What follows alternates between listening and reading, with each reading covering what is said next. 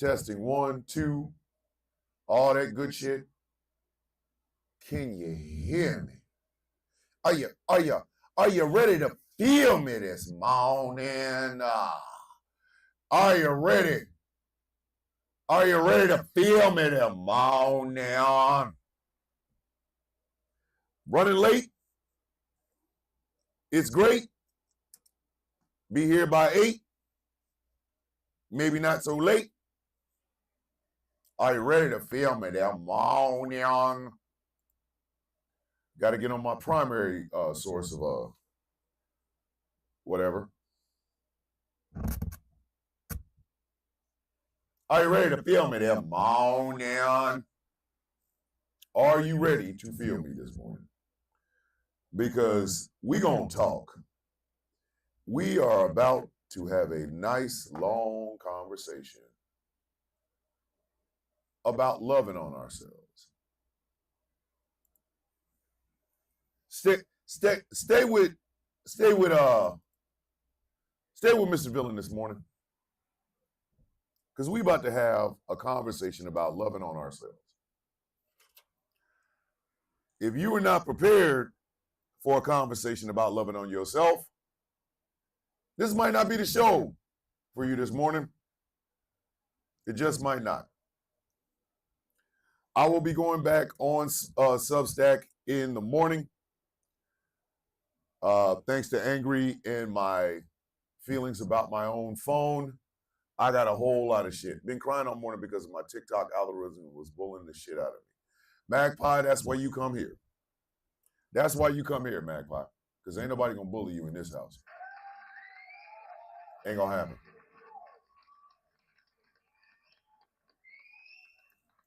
The moment this mic goes hot, the coffee beans are in charge. And with that being said, let me go ahead and give y'all the universal mantra of the coffee beans. Don't worry about it smoking hot. Don't worry about it. Devil Dog is in the gosh damn building. Let me go ahead and give y'all the universal mantra of the coffee beans. How you doing? I woke up. Everybody else, because I woke up.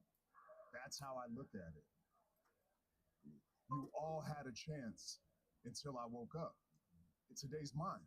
That's just what it is. All of y'all had an opportunity to change the world until the coffee beans got up, bitch. As soon as the coffee beans got up, bitch, we it's over. You get no love over here. When the coffee beans wake up, bitch, that's pretty much the end of the conversation.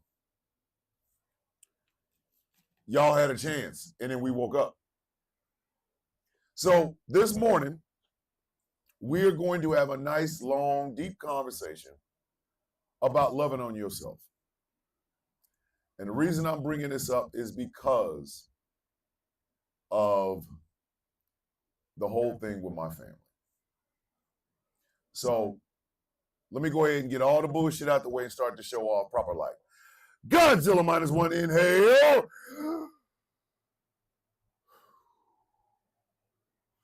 Ladies and gentlemen, boys and girls, children of all ages, good morning, Mr. and Mrs. America, and all the ships at sea. Welcome to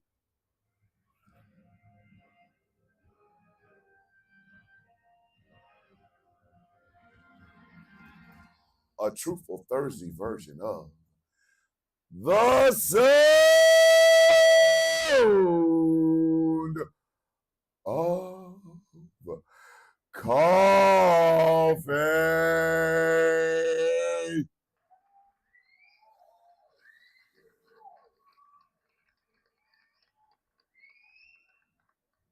Jordan, before you make that decision, please watch this show this morning, because this is for you. My name is Thomas Bishop. I am known as the Villain. I am the brutalist leader of the Villains Guild. And there is a reason why I call myself the sexiest man in social media.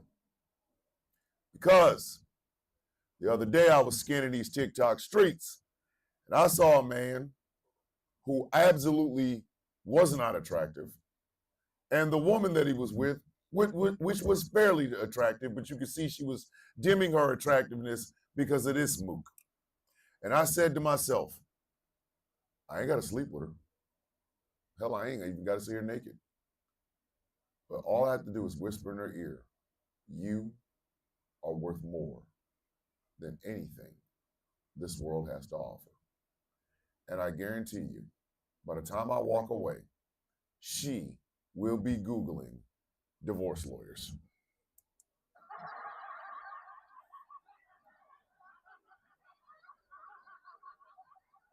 Listen, I can't help it. I'm sorry. Like they told me there would be biscuits, but I don't know, man. I don't know what to tell you. It's Truthful Thursday, baby.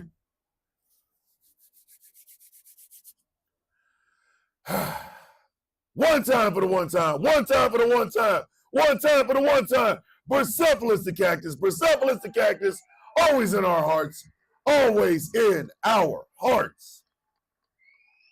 BCEP is always in the building.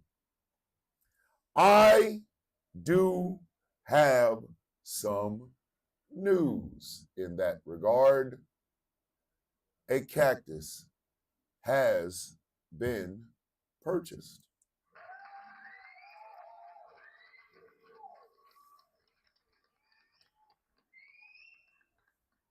They are not ready for their debut, but a cactus has been purchased.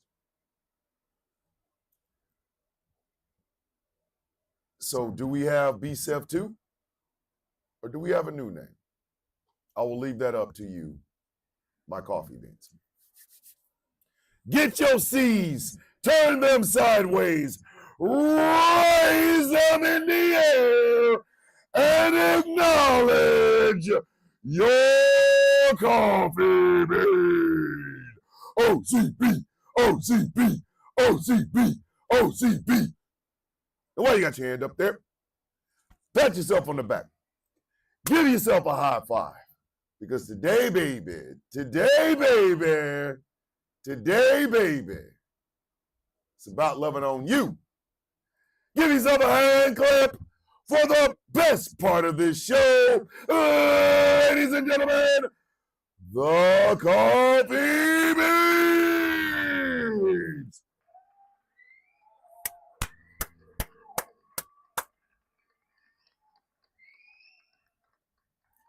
The love I have for y'all is immeasurable because you decide to spend your mornings with me.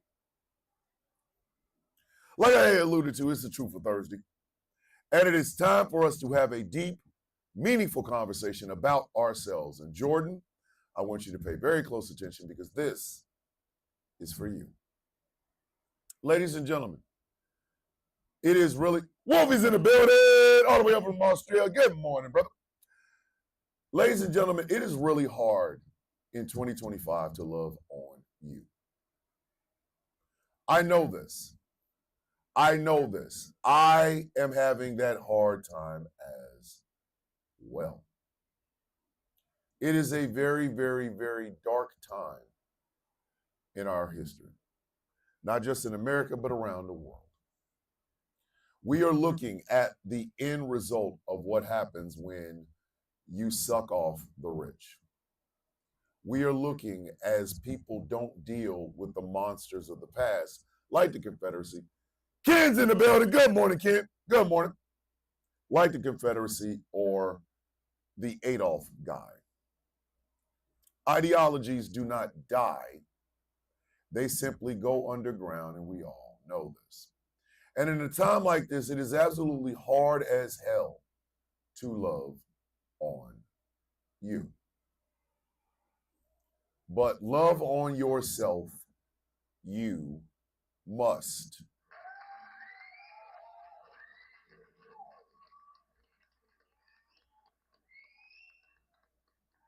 The reason you are required is not just a choice. It's not just a privilege. It is a requirement that you love on you is this: the mark you leave on the world today will be felt by somebody in the future. If you put out the "I never loved myself" and then you go to the other side, that will echo in history, in the future.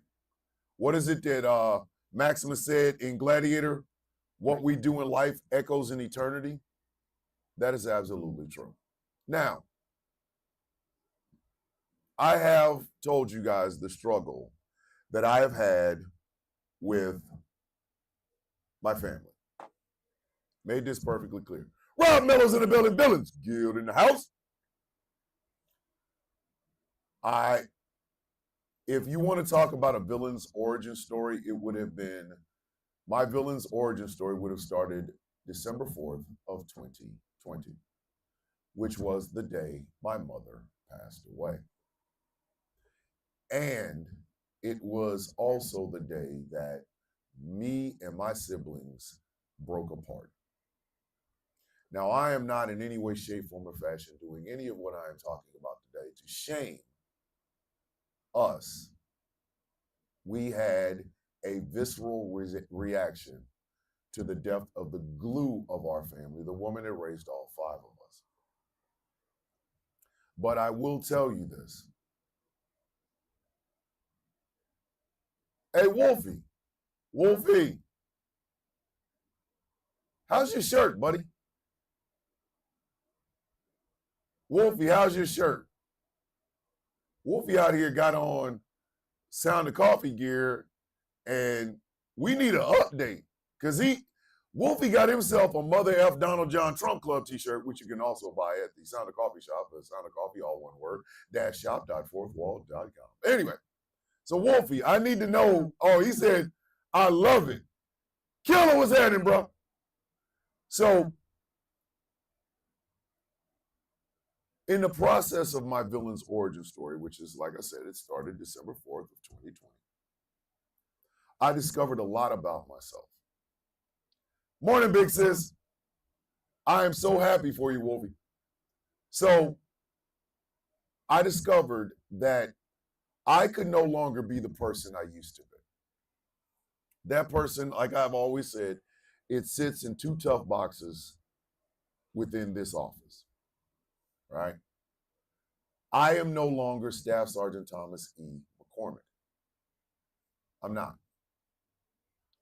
I was a civilian. I love you, big sis.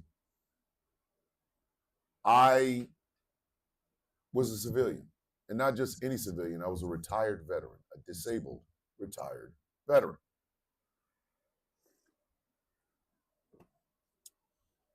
I had been training for a job my entire life, but the job wasn't the one that I actually did. The job that I had trained for my entire life was being my mother's knight. I was my mother's knight.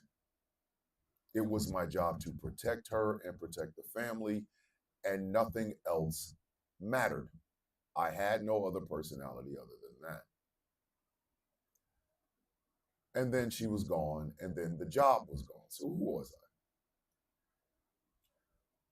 My wife and I were talking about this yesterday. If you look at the McCormick brothers, myself and my brother Rocky, aka El Santo, aka the Saint, aka the best man that I have ever known in my life, what you will see is insecurity masked in two totally different ways. For me, I am the outgoing person. My shield is I'm going to be the most entertaining sumbitch in your room so that you don't get a chance to ask me any personal questions at all. I am out here. I am gregarious. I am loud. I am boisterous. I am sex appeal and a wicked tongue, baby. That means whatever you see on the day that you see me is the person you think I am. When I go into your lives, I have to tell myself I'm going in as who I am. and not the person I'm pretending to be. I am being honest today because, again, this is Truthful Thursday. Y'all know how we do. We get deep up in here on a Thursday. The person a lot of y'all see in my TikTok videos, the person you either really, really love or really, really hate, that, much like Darkseid, is an avatar of who I am. You see, in the in the DC comics, Darkseid literally is all. He stays in the fourth dimension. If he was ever to come down to our dimension, it would destroy it. So what does he do? He sends out avatars, not just in certain places, but across the multiverse. So the avatar that you see of Darkseid on one day is the Darkseid you think he is, but in actuality, it is simply an avatar. That is me. When you see me in a video, if you love me or you hate me, what you are seeing is an avatar of who I am. Now, does that mean it's a game or a fake? No, it's not. Nah, it's the same person.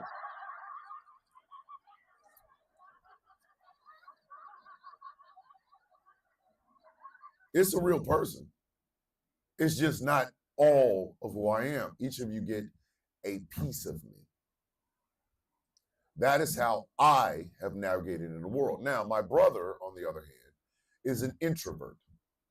He is a meat and potatoes kind of guy, but he is a very introvert. Rocky will not tell you his thoughts out loud. He will not go to therapy and do the crying on the couch thing. It's not going to happen. That's not who my brother is.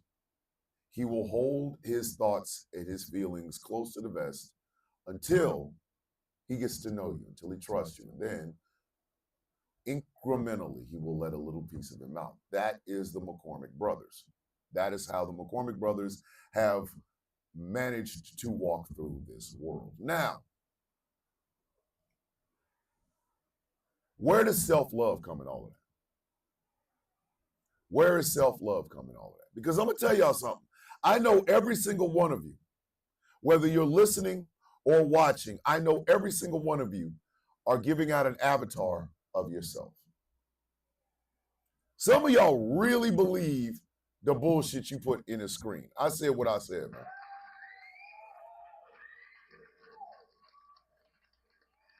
Some of y'all genuinely believe that shit. Some of y'all genuinely believe the person you put in a camera. Busy Sue, good morning. Y'all believe that's the person that you are, and it's not. And do you know how I know it's not? Because it's too easy for you to say the shit that you say. It's too easy. It's almost like it's a script. And when things upset that apple cart, you don't know how to act. You don't. I have seen some of y'all in a video form. Y'all are faking the goddamn front like a mug. Y'all know goddamn well that ain't the person you want. It's the MAGAs. Don't get me wrong. The MAGAs do it constantly. The MAGAs have turned it into a goddamn art form. They get up in the morning with their life completely just a 10-gallon bag of ass, and they open up their camera, and the person that they truly are gets swallowed up. Swallowed up.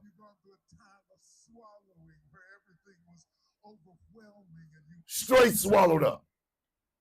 Let me get in front of this camera and pretend I'm MAGA man. I do MAGA things. I'm so MAGA. My balls are MAGA. I smell MAGA because I haven't washed my ass. MAGA man.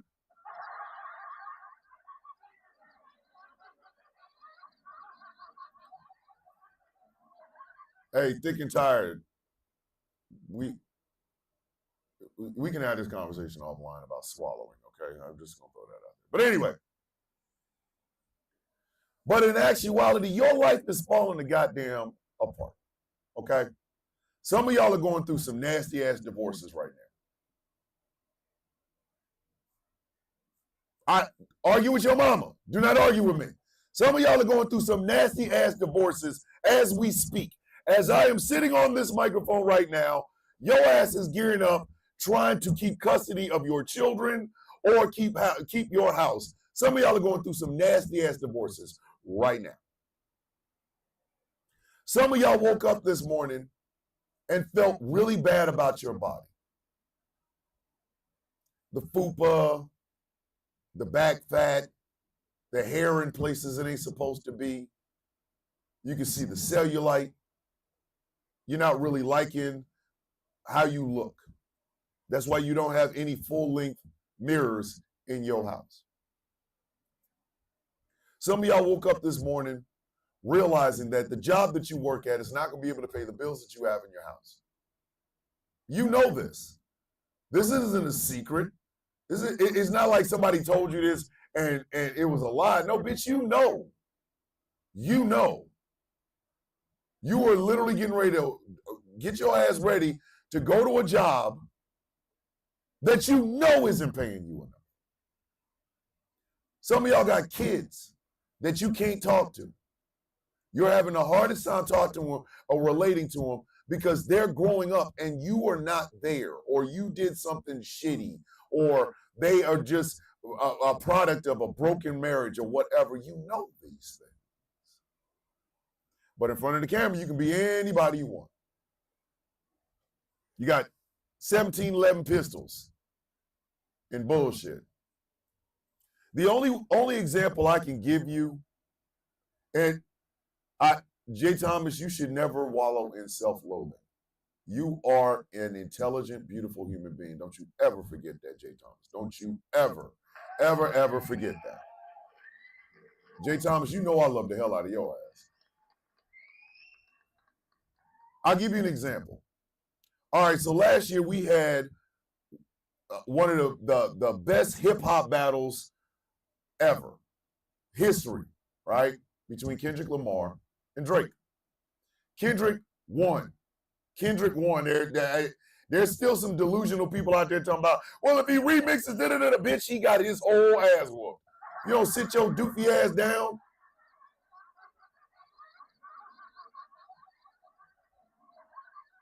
When Meet the Grams came out, Drake was pretty much done. He should have just worked as a bouncer at a $10 house. Your mama's still working in them $10 houses? All right. So, flash forward. Kendrick is on a worldwide tour, breaking box offices all over the place. What is Drake doing? He comes out with a song called What Did I Miss? And in the video for said song, he is standing by a pool with like 11,000 goddamn weapons and shit, bitch.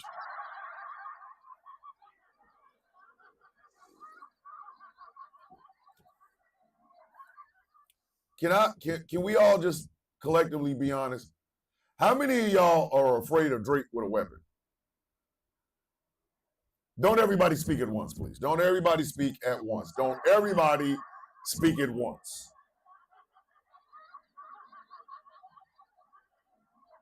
How many people are literally locking their doors at night and making sure that their alarm is on because Drake out here with a weapon? All right, come on, come on.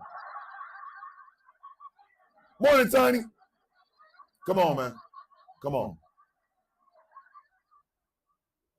Drake with a weapon is like Paul Blart Mall Cop. Come on. Listen. Hey, Ken, you got to go see it. Ken, you got to go see it. What did I miss? He out there on a pool, out by a pool with like 11,000 guns and shit. Drake, you got mad at your mom for not getting you a tuna sandwich when you were a child, and you out here with the weapon. Man, if you don't sit your goofy ass down, go over there. That stupid shit. Talk about he the Iceman. Man, if you don't, anyway. So what Drake is doing, rather than learning and getting his entire teeth kicked in, what Drake is doing is he's projecting the tough guy shit again. When we all know for a fact, and this is the God's honest truth, the only thing scary about Drake is the amount of money he can use to buy them big ass bodyguards. Sarah Latte's in the building. Sarah Latte's in the building. Love you, sis. Founding member of the Villains Guild. Immovable object, I'm doing great. How are you doing? How are you doing? So Drake isn't even pretending. Drake isn't even being himself because Drake doesn't love himself. I said what I said. There's nobody that can argue me off that point. Drake does not like the person that he is. The person that he is kind of boring. Spends too much money. He's got abs that look like those King Hawaiian rolls that your ass get in the goddamn in Walmart. Why your abs look like that, sir? Sir, I'm gonna need you not to do that with your abs, sir. Don't do that. But Drake does not love himself. That is an epidemic amongst people. I won't even say people in developed worlds or any shit like that. That is an epidemic amongst people around the world. Because we have been given this bullshit about who we are supposed to be, and the only thing that matters is who we present in front of the camera. And that is where we all fail. That's where we all fail. Because who is it when this camera turns off? Do y'all know who I am when this camera turns off? I'm a father, a husband, a brother, and a son. I am a comic book collector and a huge goddamn nerd.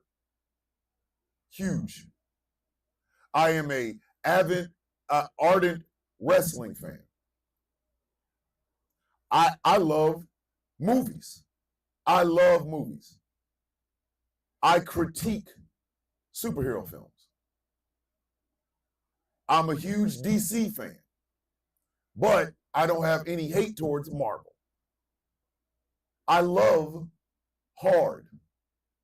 I love extremely hard. My heart is huge. I will literally give you the shirt off my back, and I've done it. If you are in need, I will try to save you. I am also a person that doesn't suffer fools. And I don't deal, I think I sat next to you at a wrestling event in case you might have. You might have. I think I went to a couple of them. You might have. I do not suffer fools, and I do not take betrayal lightly. I am a words person. Let me say that for the audience one more again. I am a words person. I listen to your words, and then I watch your actions, and I judge you accordingly. If you have called yourself my friend and then betrayed me, I listened to your words and then saw your actions. I do not suffer fools. I don't. I am not impressed by money. I am not impressed by fancy cars. None of that shit. I am trying every day to make the person that I am and the person that is seen in front of the camera to be the same person. You cannot do that without self-love. Let me say that one more time. You cannot do that without self-love.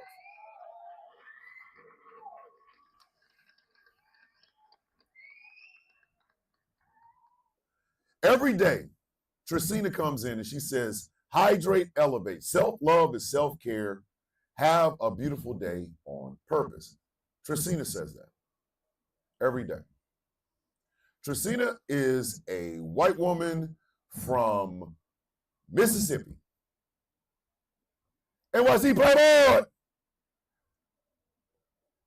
Tracina is a white woman from Mississippi who tries every day to make sure everybody drinks water, tries to become better than they were yesterday, and love on themselves.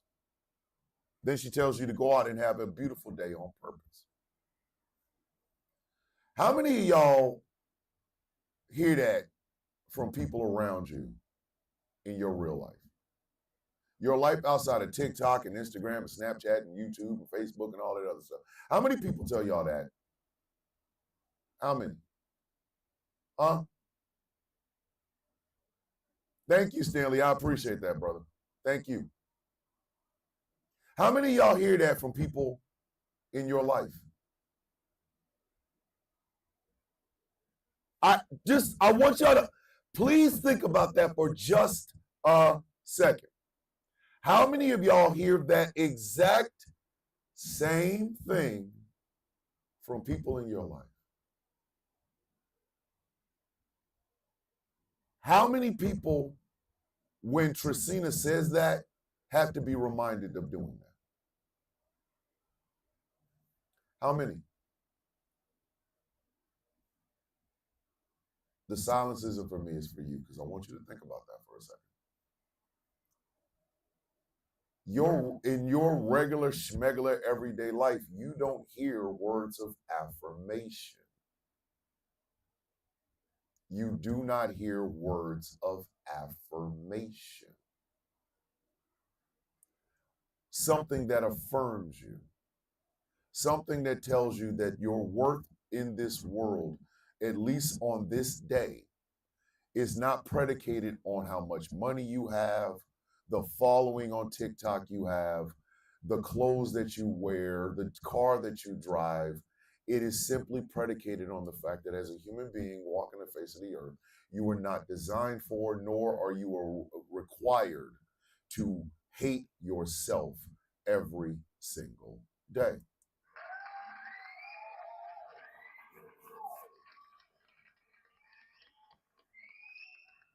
And this shit crosses all demographics. Do not get me wrong. I know a lot of people have accused me of hating white people, but white folks, you functioning, non-practicing whites, you functioning, practicing whites, you non-functioning, practicing whites, and you non-functioning, non-practicing whites. I need y'all to listen to me very closely.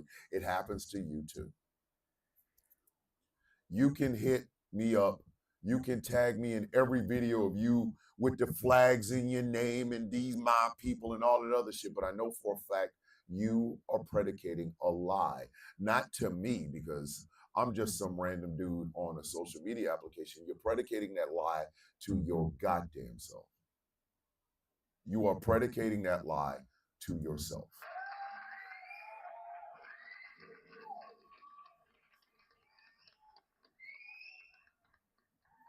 That person in the mirror don't give a damn. Let me say that one more again. That person in that mirror don't give a shit. But I got 14 flags in my name. I call myself a patriot. That person in the mirror like, I don't give a shit. I don't give pug. They don't. That mirror does not lie to you. And you can try to lie to that mirror, but that bitch hears you. It's standing right there. It's looking dead at you. It's your face. That mirror does not lie to your ass. Argue with your mama. Do not argue with me. That mirror don't give a shit. But I got guns. Mirror don't give a shit. Thank you, Bobby G. Appreciate that. That mirror don't give a shit. Do you think that mirror looks at your bank account? That mirror don't give a shit. He's in the building. Founding member of the Villains Guild. That mirror does not give a shit. Gabe is in the building. Fellow founding member of the Villains Guild. It don't. It don't. The camera will lie to you. The camera is alluring. Oh, it's pretty words. Oh, it's sex appeal. Ooh, there's a filter. I can filter this. And the camera allows you to perpetuate that lie, but that mirror, ooh, that mirror don't give a shit about you, bitch. That mirror does not give a shit about you, bitch. It don't. Mirrors are like the scariest thing that humanity has ever invented. Because it does not lie. I don't know how many hard conversations I've had with myself in that mirror. Because despite what y'all might think, the allure of the person that I am on camera and all of that swagger and shit, that mirror knows me. That mirror knows my wants, my desires, my fears. That mirror does. When I'd say, I'm a great dad or I love my kids, the mirror tells me that I didn't do everything I could to be the best father possible. That mirror knows that I care. I'm always doing the shadow work, you know that, but I don't write it down. The shadow work has been staying with my ass since I was like 11 years old, I think. That mirror knows about the times that I've hated the person that I was. That mirror knows about all those sleepless nights that I would have.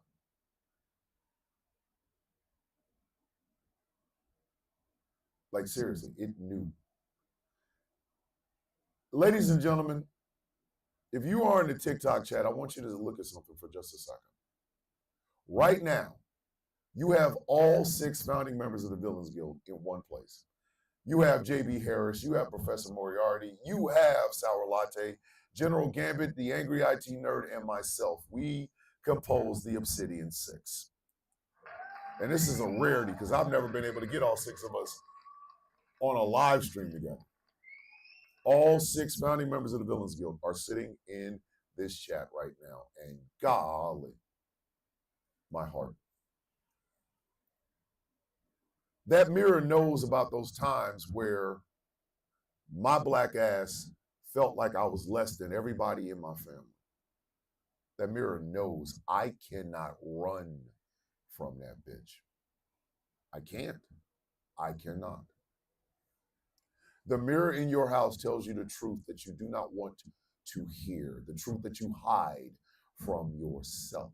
Now, am I saying in any way, shape, form, or fashion that you should break every mirror in your house? No, bitch, I'm not saying all that. Like, this is wild.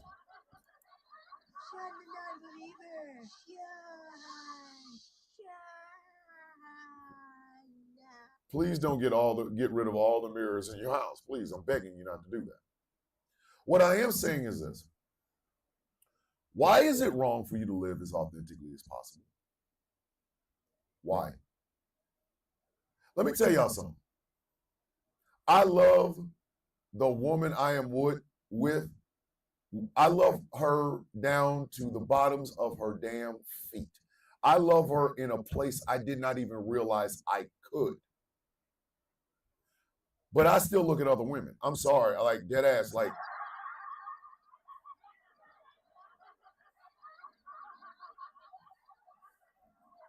I don't do it with malicious intent. I don't do it to break up a marriage, and I don't do it to get some side.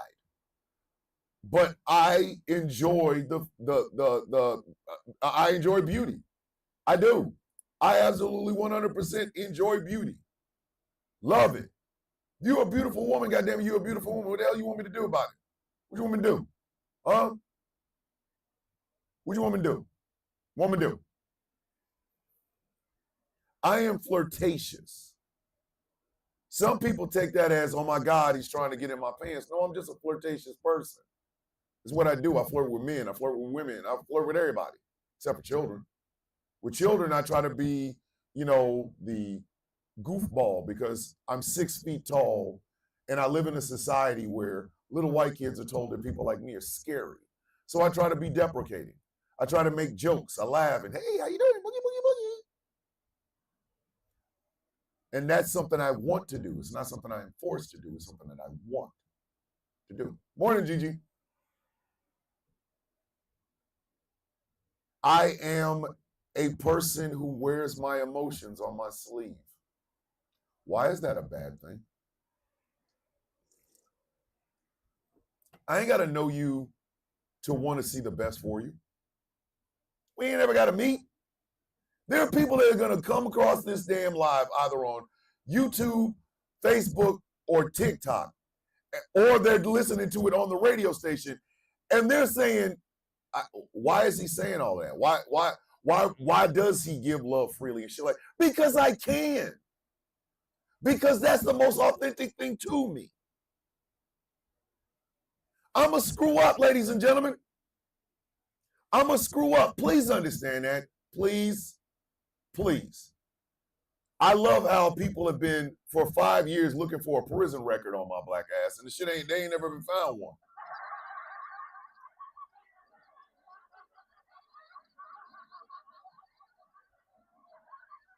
Hey, stupid asses. Y'all know every time y'all try to check on my prison record, I get an alert, right? I have set up my phone to find out if my name is ever typed anywhere on earth. I have been getting these same alerts for almost 5 goddamn years. Y'all desperately want to find either my boss or my jail record. You will find neither. I don't have a boss. I'm retired, and I've never been to prison, so I don't know what the hell y'all are doing. So could y'all please, for me, for yourself, and the sake of all these companies that you keep trying to find this shit with, I'm running this shit. Sit your $5 ass down before I make change. stop it, B. Just stop it. But again, this is, yeah, it is immovable. Believe me, it is. 5 years. Every time my shit pop up, my LinkedIn shit says something, my goddamn Credit Karma, all of them shits. They go, your name has been Googled and blah, blah, blah, blah, blah. I'm like, bitch, looking for what? My first year on TikTok, some jackass went and looked on a registry for Thomas Bishop, found a black man with glasses named Thomas Bishop and said, is this you? No, stupid, we don't all look the same. Your ignorant ass. What a stupid son of a bitch.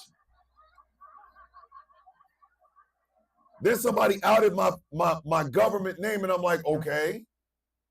Thomas Bishop is my professional name. My whole professional name is Thomas the Villain Bishop. My real name is Thomas McCormick. Ooh. But here's the thing about this, ladies and gentlemen. You can only fake for so long before you realize you're not being anything anywhere near who you are. I've said this before. And you can ask the other members of the Obsidian Six if I've never said this before. I've said this before. You are made up of inches. Those inches represent parts of your life. They represent parts of your personality. They represent parts of the person that you truly are. Irish, I think. And the very moment you give away that very first inch of who you are, giving away inches of yourself becomes easy. It becomes normalized. And that's when you know you have hit a problem. So you are a plus size person, okay? You are already feeling low self-esteem because of it, right? And then somebody comes up and tells you that you should hate other plus size people, and you start to agree with them. That is that first inch. That is the first inch that you have given away. And after that, every other inch becomes easier. Morning, Rogue Island Coffee. Hey, Rogue Island, want a partnership? The show is called The Sound of Coffee. I'm just saying. Holla at your boy. Throw me a DM. That is that very first inch, kids. Tea Time with T is in the building. That's that first inch. It takes years to get those inches back. And what you end up finding out is that you have to go through a complete and utter transformation from the person that you started out being to the person you are after you've given away every inch of who you are. That's what I had to do. So I started with the basics. Laid the basics down. Father, husband, brother, son. There's your basics. Okay. I have a college degree. Now, does that seem like something that should be on this pile of things? Yeah, it should, because it's an achievement. I am the second person in my family to achieve a degree of any kind. My brother Rocky was first. I am the first person in my family to get a bachelor's degree. I want more. My sister Lizzie is going to school for medical coding. I want my older sister Linda to go back to college. Quiet as kept, I want my sister Quisha to go to college. I want all of us to have some degree, associates, bachelor's, it doesn't matter to me. I don't like being the first. I don't. But that is a generational thing because my father dropped out of school when he was, I think it was either 6th or 8th grade. I can't figure out which one. And my mother dropped out in the 11th. So that means there's the first foundation. That's part of that foundation. Hey, your parents had this education. You got this one. Your kids should get more. I had to realize that I'm not this gregarious person all the time. Sometimes I'm sad. Sometimes I'm depressed. It can take one song or one thought, and my ass is I'm in the deepest ends of that depression constantly. There's a song I can't listen to because it puts me in a mindset of my good friend Anya, who took her own life. And there's a song that I was playing after her funeral that stayed with me. And I can't listen to it without crying. And Anya, mind you, Anya's been gone since 1999. Right? Can't play the song. Not without crying. I don't deal with death well. I don't. The person is there, then they ain't there no more. I have a problem with that. I did have issues with my father. I did. But here it is, going on 26 years since the man's been gone. I have forgiven him. I miss my dad. I do. I miss my father. My mother was not perfect. I admit that freely. I miss her nonetheless. Do you see? You're building a foundation to take those inches back. And much like the path of anti-racism starts with yourself, then it's your family, the path to being the best version of yourself also goes through those same paths. It starts with yourself, then it starts with your family. Look at the people around you that love you. For a second, I want everybody to think about somebody who genuinely loves them. It could be a kid, it could be a wife, it could be a husband, it could be a boyfriend, girlfriend, it could be a pet. I don't care. Think about somebody that genuinely loves you.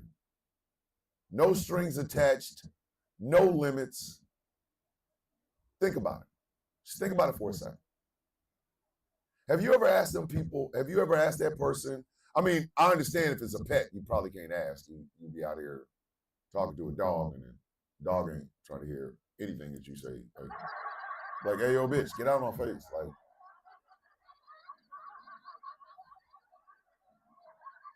morning, sunshine, rain. You out here talking to this dog about why the dog loves you, and the dog's looking at you like, oh, brother, whoa, now. You got too much dip on your chip. The dog don't want to hear from you. But if it's your mom, your dad, your brother, your sister, your girlfriend, boyfriend, wife, husband, whatever, have you ever asked them what is it that makes them love you so much? I do that every once in a while. Not because of anything egotistical. I just want to know. I was like, why you love me? And well, I love you because whatever, right? So it starts with self-love. Then you start to look at the people around you. And what is it that brings these people with you? Monster Lobster's in the building. It comes from that. Understand, we are all created with some level of trauma ingrained in our DNA. Every single one of us is ingrained with some level of trauma in our DNA. It could be large and it can be small, but there is trauma built into us, all of us. Tumultuous relationships that resulted in a child. A loving, caring situation that turned violent. A situation where the person had to flee, and that is ingrained in your DNA. So when we are born with it, that little bit of trauma within us. The goal is to live a life where that trauma doesn't matter. You know, I don't fight racism because, oh my God, it's the coolest thing to do. No, I fight racism because it's wrong. I don't give a shit. It's wrong. It is wrong. I am always critical of people who want to try to turn racism into some all lives matter type shit. No. You don't get to do that. You don't. You don't get to be the beneficiaries of something and try to also be the victims of it. I'm sorry, it doesn't work that way. Because if you really want to truly have a conversation about racism, if you truly want to have a conversation about isms, anti-Semitism, Islamophobia, homophobia, transphobia, sexism, if you truly want to have a conversation about those things, you cannot all lives matter that shit. I'm sorry, there is a power structure that made it, and there are people that suffered from it. I do not give a shit. Argue with your mama. Do not argue with me.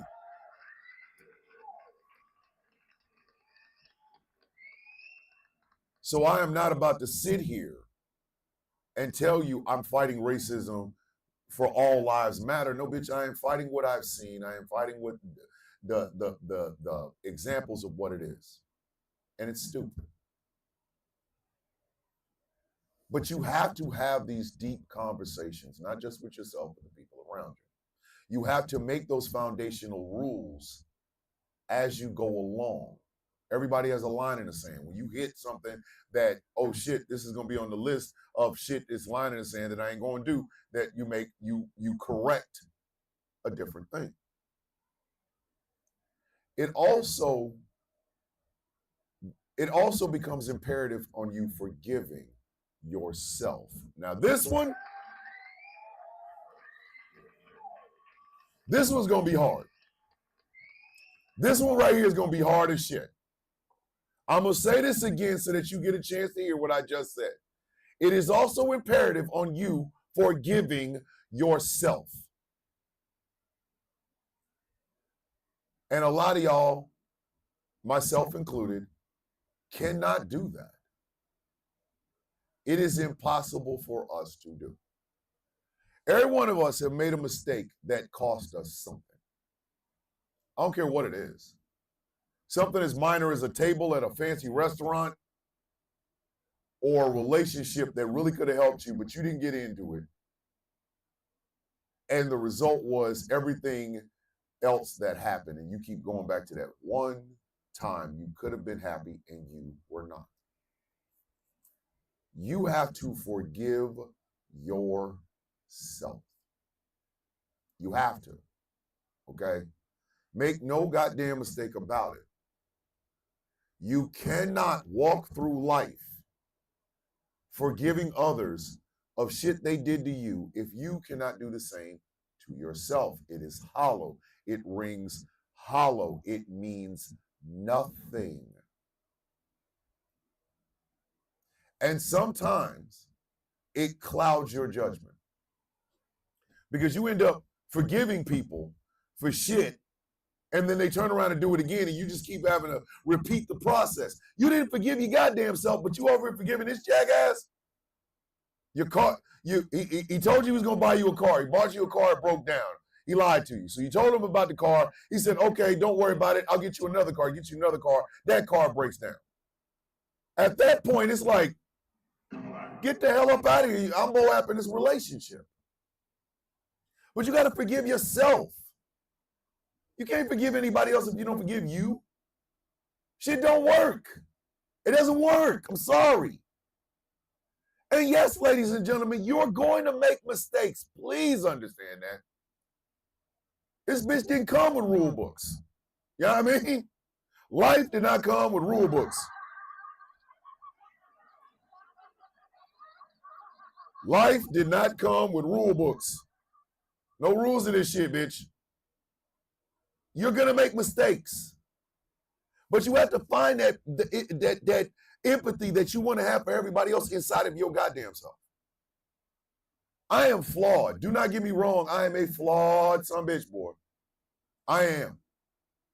But I had to learn to truly forgive myself, and to be brutally honest with you, I'm still a work in progress because there's still shit I'm going, man, come on, man. No, I ain't forgiving that.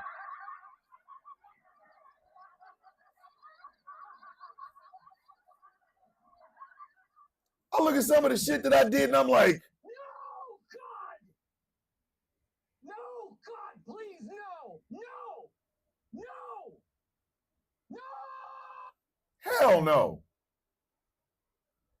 Understand, everything I'm telling y'all, I'm not telling it to you from a place of I've solved the problem. I am telling you from a place of a guy that is still working on that problem. But I just thought we needed to have a deep conversation about self-love, because especially in this day and time, you see, fictional is going to get us all effed up. Let me say that again. Fictional is going to get every one of us worldwide effed up.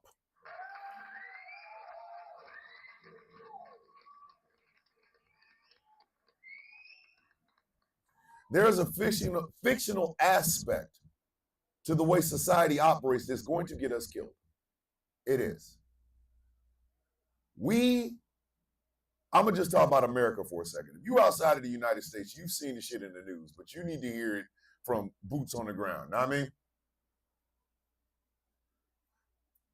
At some point, the orange Oompa Loompa Cheeto man is going to die or be out of office. And a reckoning is coming. And by reckoning, I mean everything that you thought you knew about how America operates is either going to change or be forced to do so. This is the last gasp of the let them eat cake, and if they don't eat the cake, beat the shit out of them mentality. Tough guys look stupid now. Tough guys look dumb as shit now. Ken's in the comment section. Let me tell you one of the things I like about Ken. Okay. Now, Ken's a bearded white man. Big old beard, got the trucker hat and all that, right? On the surface, he looks like every one of these other tough guy guys, right? But the one thing Ken has that they don't is a healthy, huge ass healthy dose of empathy. That, ladies and gentlemen, is what America, our government, and the citizens that it is employed by is missing. That empathy element. The empathy element is missing. It is missing. Oh, we have bombers, but do we have the empathy to know who to bomb and who not to bomb? Oh, we have the most lethal army on earth. But in that lethality, is there a level of empathy for those who don't need to be unalive? The tough guy act is gone. The shit don't work no more. It's not sick. Tough guy is not giving out what tough guy used to give out. Tell me I'm wrong.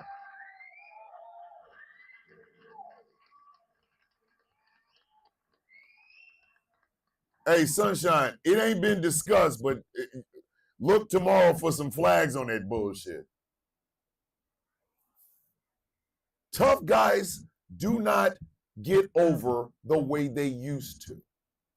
That's why they're always mad at women with septum rings and men with septum rings and people with purple hair and hippie type people, because tough guys ain't selling the way they used to.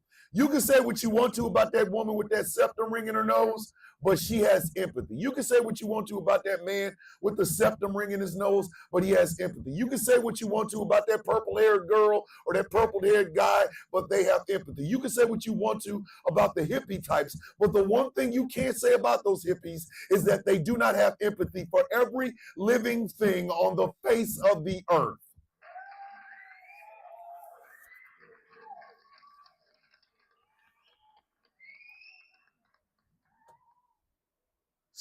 Tough guys don't sell tickets.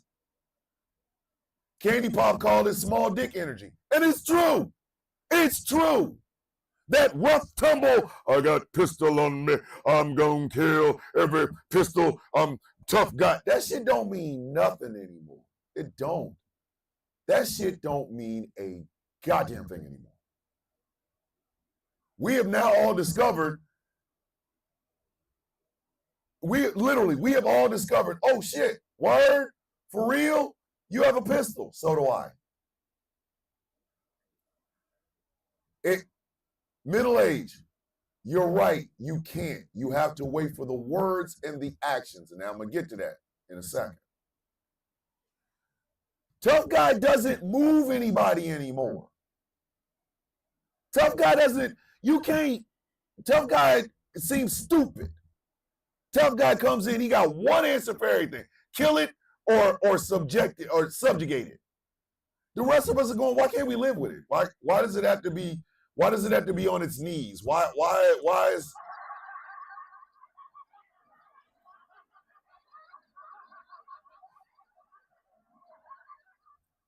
I need you to think about that. Think about that. And how do you now understand what empathy is supposed to look like? Because like Middle Age said, you can't tell who has empathy by looking at someone. You're right, you can't. But you damn sure can by their words and their actions. You can, 100%, by their words and their actions. If you are in a church, what's going on, DC Fireman? If you are in a church and the preacher tells you that empathy is a sin, you need to get your black ass, white ass, Hispanic ass, native ass, Jewish ass, whatever ass you owning, you need to get it the hell up and get it the hell out.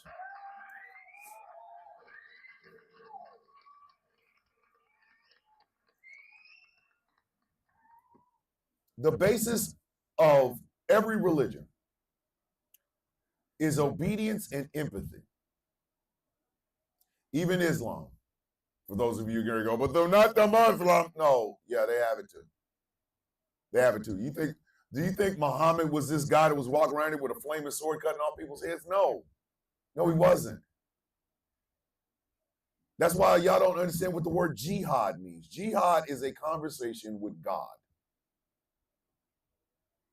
That's what it is. It is a conversation with Allah. But I digress. Lady Nay Armor, good morning. So, if you see somebody saying empathy is a sin, that's a person you don't need to be anywhere near. If you hear somebody saying that we have to get the illegals out because they're stealing precious resources, as if, let me tell y'all something. Food stamps do not run out. They get recycled, bitch. I said what I said.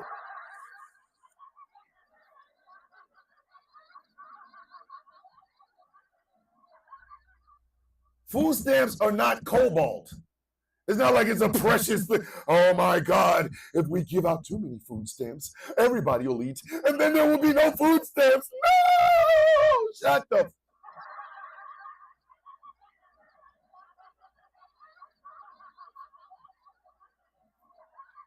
Shit ain't gold, it's food stamps. But if you hear somebody say, well, I'm tired of giving food stamps to these lazies. You know what? Let me explain something to you. Let me holler at you. Let me holler at you, homie. It's food stamps. It is not stocks and bonds. It's food stamps for food. Okay? I will never forget, this was last week, going on a live where a dude said that people were using food stamps to start businesses and shit, like buying buildings and shit. And I was like, do you understand the word food is actually in the name, bitch? Like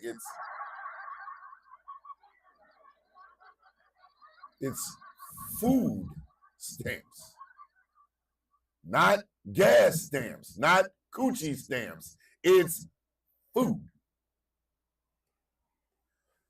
And the thing about it is, if people eat, let them have all the goddamn food stamps. Shit.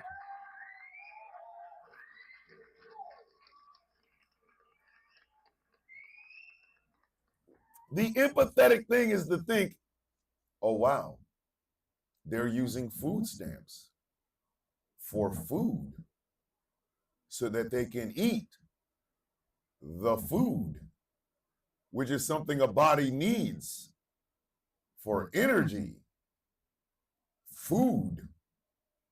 What are we doing? How did this become a dispute, bitch? It's food. But your empathy should know this. Some of y'all's empathy is blocked by your selfishness. Like I said, I have literally given the shirt off my back to people. I have. It's raining. It's raining or somebody's bleeding. Here, let me take my shirt off. You're bleeding. Here, put this on your face. I've done that. No questions asked. Wasn't like I was sitting around going, okay, honor me, give me money, give me glory and shit. No, bitch, I did it because it was the right thing to do. Because I'm empathetic. We have turned that into a weakness in this day and age. Bravado is what a lot of us live off of. I'm sorry, argue with your mama. I argue with your goddamn mama. Some of us live off of goddamn bravado.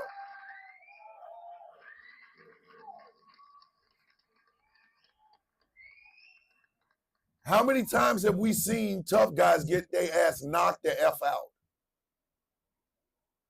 That's why the bully is sexy now, because Donald Trump's a bully. Listen, argue with your mama. Donald Trump's a bully. He is, 100%. He's a bully. But he's also the sort of bully that ain't ever thrown a punch in his life. He's the Drake of politics, bitch. He is the Drake of politics.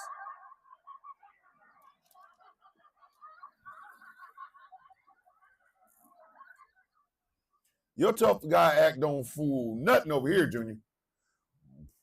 Tough, strong, tough, strong, and this tough, strong type. Strong, tough. Like, bitch, no. Like, Donald Trump, you are 79 years old. You have swelling in your damn calves and ankles and shit. I don't even have to throw a punch at you. I just have to keep feeding you salt on them well-done steaks that you have ketchup on, bitch. You ain't gonna bust a grape in a fruit fight. You really ain't. I swear for God, you ain't gonna bust a grape in a fruit fight. Sit down. Sit your goofy ass down with that bullshit. Look at all the tough guys on TikTok. Oh, I'm a tough guy on TikTok. No, bitch, you're not. Everybody's mad at my brother, Eddie Brock, and his daughter, my niece, Jean Grey. Why? He didn't say, I'm coming to your house and busting off. He's saying, if you bring your ass to mine, there's going to be some misunderstandings and goddamn furniture moving. But you know the one thing he actually is, while y'all are talking all that shit, a good dad. He spends time with his kids. He teaches his kids. He wants his kids to be better than he ever was. That is the empathetic thing. Oh my God, a little girl uses profanity. Bitch, I use profanity. I use profanity to whiten my teeth. I don't know what the hell y'all talking about.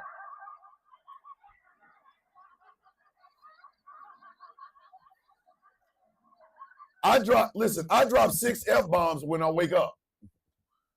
Just to make sure I'm awake. That's it's like my wife says your alarm's going off, and it's like 6 F-bombs, and then I'm up.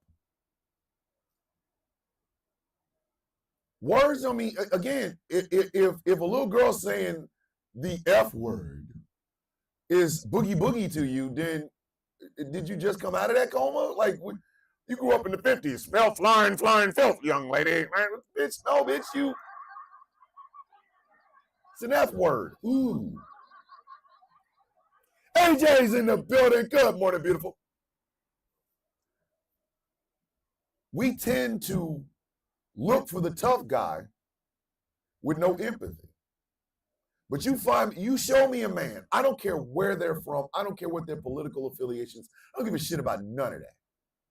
You show me a man that is willing to do good for somebody that they don't know without any recognition. And bitch, you have a fan for life. Do you see what I'm saying? You have an absolute fan for life.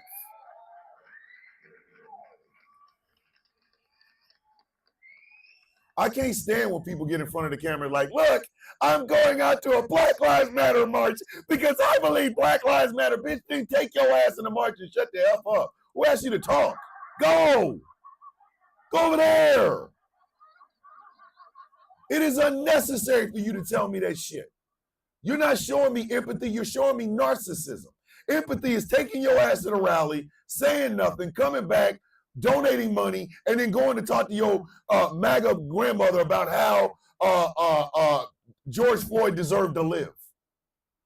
There's empathy. There's empathy. Empathy is not talking about protecting and loving Black women, but actually doing it. Actually doing it. And then not bragging about it. I don't ever have to stack my bona fides about loving Black women. All I need to do is just go out and love Black women. That's it. That's it. I just need to go out the door and love the Black women.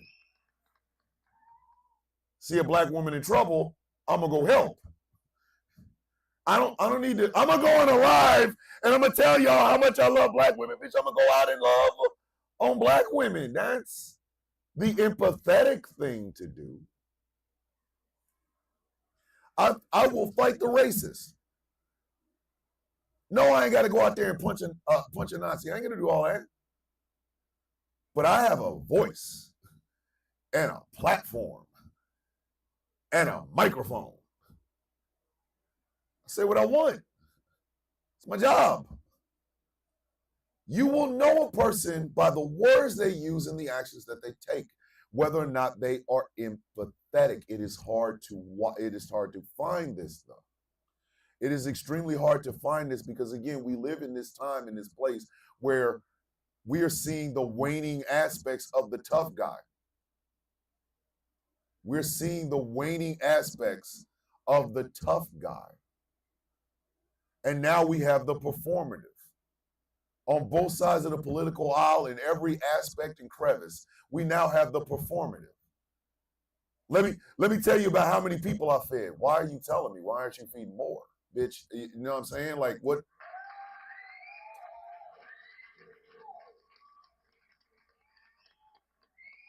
So you're going to tell me about a bunch of people you fed instead of going out and feeding more? That shit don't make any sense. You're going to tell me about all the Black love that you have in your relationship and all the Black love you have for Black women. But when they see you out in the street, it's bitch, ho, this. Like, that's not, I don't give a damn what you tell me in front of a camera. I use my voice. I use the one gift, if y'all want to call it that I have. And that is to use my voice in a way that gets through to people. It's profane. It's loud. It's sarcastic. It's arrogant. But it's there. The message is all that matters. And while that message is going using the one gift that I have, the rest of my life consists of living those words. That's the thing that's important. Not the validation, bitch. The most important thing is whether or not you are living the truth that you are putting out in front of the camera.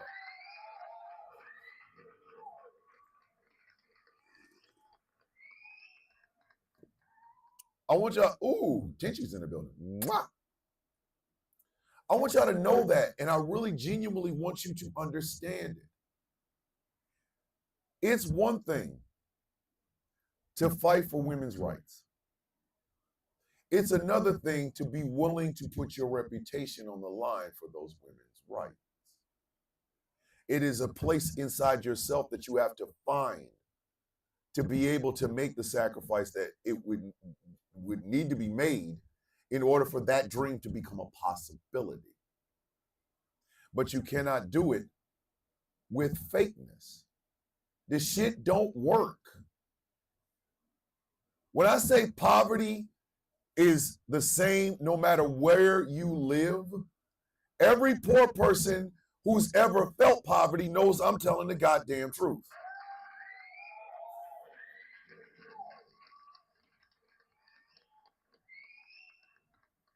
So while your empathy is for your community, while your empathy is for the house that you live in, while your empathy is for the people that you see every day, you understand that there is a larger tapestry of the pain and suffering that poverty is bringing. And some of those people that are suffering that do not look like you.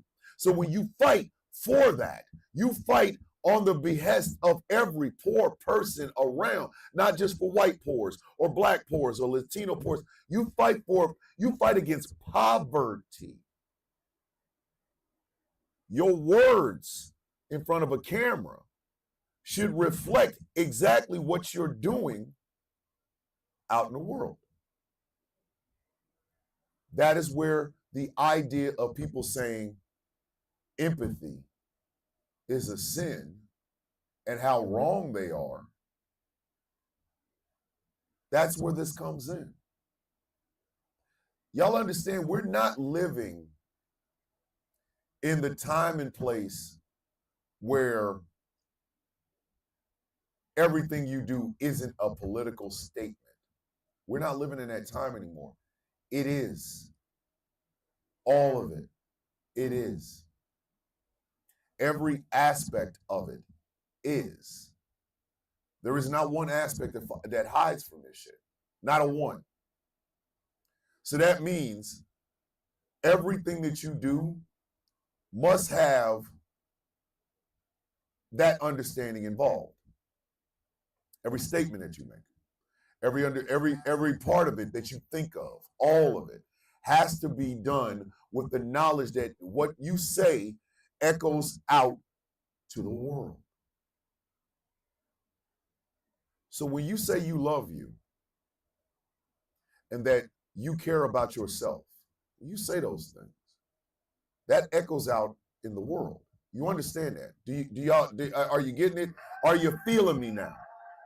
Are you feeling me now? To hate yourself means you are projecting that hate outward. You hate you. So pretty anything outside of that, you ain't trying to mess with it. You're like, nah, I don't want nothing to do with that shit. So you gotta love you. Or else how the hell can you love anybody else? How the hell else can you possibly help anyone if you are running around here with that disgust of yourself in your bones? I have told y'all on this show many times, because I told you this isn't an ego thing for me. I love me, but I don't like me sometimes. I don't. That first year of TikTok where my fame was really made, was like, oh my God, this guy's hilarious. He's also profane, blah, blah, blah. That first year, that was pain, ladies and gentlemen. Pain. Pure pain. I had retired from the only thing I ever wanted to do since I was 7 years old. I retired from it because I physically and mentally could not do it anymore. I had lost my mother, the woman that raised me and my 4 siblings, the woman that throughout all of it, she was there. She literally died a month before she finally got a chance to see her son retire. She was there at the beginning. She was not there at the end. I was not speaking to 2 of my sisters. And there was bitterness, hurt, anger there. That first year, I gave all of you my hatred, my anger, my disgust at myself. It literally was not until the second year I was on TikTok that I finally got it together. That I finally started to understand who I was, what I was, and what I could do. The conversations I had with Sour Latte, with what Jay said, with Gambit, with Angry, with E, was where I wanted the foundation of what we call the Villains Guild to be. That was where those foundations were built. But please understand, the 6 of us, we, and I don't want this to come off the wrong way to the 6 original members, but the model was my family. The model, the template. Now, mind you, Professor Moriarty was the template, the blueprint for what we were building, right? And each one of us brought something into it that the others did not have. So I'm using that template that E put out, and I'm shaping it. Oh, there's gonna be Black women here. You out of your damn mind. You honestly think we're gonna build this thing and there not be any Black women in it? You out your goddamn mind. Of course there is, and not just one, but two different types of Black women. One that deals with your heart and your mind. The other one that deals with the spirituality of the person that you are. You goddamn right there will be Black women there, because there were Black women that shaped who I am. Of course there was going to be comedy. Got me and Angry. But that shaping, that shaping, if you look at it, that was my family.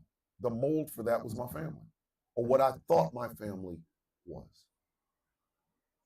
But that first year, I had to get that out of there because I hated myself. Here it is, almost 5 years. I understand my power now. And I also am not going to give the world the hate that I have for myself. I am going to work my ass off to get rid of that hate before I try to change the world.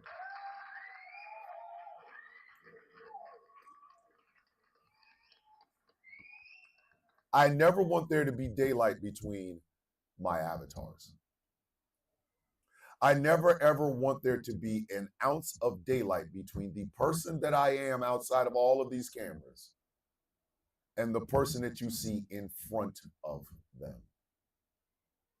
If there's ever an inch of daylight between the two, I have a problem. I have a problem. Because now I am pretending to be somebody. Every one of you should strive to do that.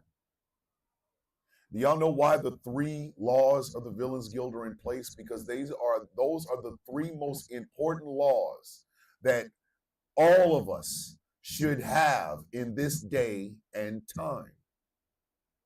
In this world of, I can get in front of the camera and be whoever I want to be, but outside of the camera, my heart is breaking, my soul is breaking, my life is falling apart type shit. It is literally a declaration for who we truly should strive to be. To be authentic. Cellulite, poverty, polyamory, trans, smart, not so smart, willing to learn, to understand, to grow, to be the person you truly are, the person that the mirror knows. Tell the truth. In a land of liars, somebody has to be the truthful one. That person has to be willing to be hated, willing to say the things out loud that are uncomfortable for the people in the room. It's got to be told, kids. Beautiful lies is what got us here. And ugly truth is what can free us, but we got to be willing to do it. We have to be willing to do it. To fight for those who cannot fight for themselves. To understand that I have a life with a lot of stuff in it. I have bought my wife a home that we can grow old in and that our grandkids can come visit, a house that will be passed down, generational wealth and all of that. But more importantly, a place that is a home for them. Every one of us have that obligation to everyone else to build a world that is as inviting as your home. To not, I don't see color, but to truly fight the scourge of racism, of sexism, of homophobia, of xenophobia, of anti-Semitism, Islamophobia, transphobia, and ableism. To be the person that literally looks at a young lady with autism and not look at that person as somebody who cannot achieve anything, but somebody who may need a guide, may need a friend, may need somebody to speak to help them become the best version of themselves. To be the person that on the inside of the camera, on the outside of the camera, there is no difference between the two. Good morning, Jeff Kennedy, co-owner of Ghost Law Productions Radio, is in the building. To cultivate empathy rather than cultivating violence. To be vulnerable in front of people so that they will be vulnerable in front of you and healing can happen. We don't do enough of that. We don't. The place that I sit in the guild, the title of it is called The Brutalist. That means if Professor Moriarty ever sits in this chair, he will be the brutalist. The brutalist is the embodiment of what the guild stands for. He or she lives, he, she, or they live the 3 laws. They are the standard for the 3 laws. They are the epitome of the 3 laws. They are the living embodiment of what those 3 laws are and what they stand for. And I've always said, if the day ever comes, somebody sits in the title, it sits in this chair, and they don't embody those 3 laws, then either they need to go or the guild needs to dissolve, because we are no longer doing the business of those 3 laws. So in life, I see things the exact same way. I want more empathy, even with people that disagree with me. I've told y'all before, Professor Michael Professor Michael, him and I have had run-ins for 5 years. I don't like anything that Michael stands for, but I respect him. I do. And I remember us passing messages one time, and I said, I might not agree with anything that you say, but I respect you. And he said the same. Now, do Michael and I have to go out and have beers together? No, we don't. But I don't want anything to happen to Michael. I don't want anything to happen to Michael's family. I don't. just because I have a political disagreement with him and I could say, dog, I loathe everything that you stand for. That mean I want to watch him fall off a cliff with his whole family like that. No, bitch. That I want Michael to live the life of the best life possible and maybe change his mindset. Do you see now what I'm talking about?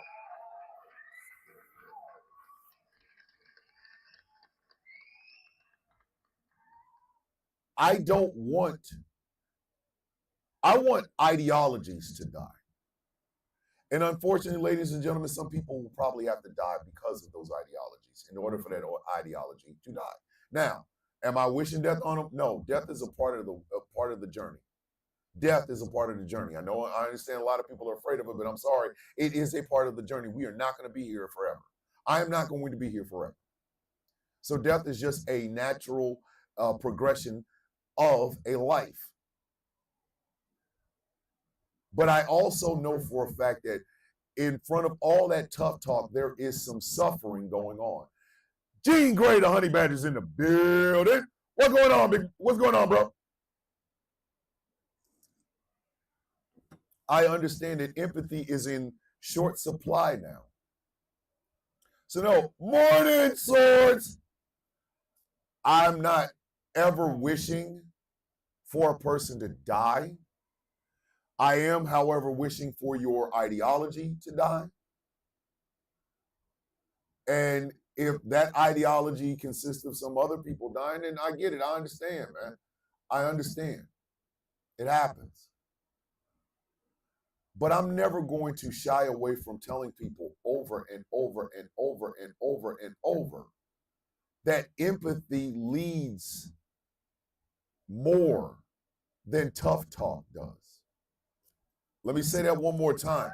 Empathy leads more than tough talk does. I know you are. Hydrate, elevate, self-love, and self-care. I love y'all. Have a beautiful day on purpose. Tracina, go out there and sell them beautiful flowers as only you can. You know, they say you get more flies with honey than you get with vinegar. You get more understanding and peace with empathy than you ever would with tough guy.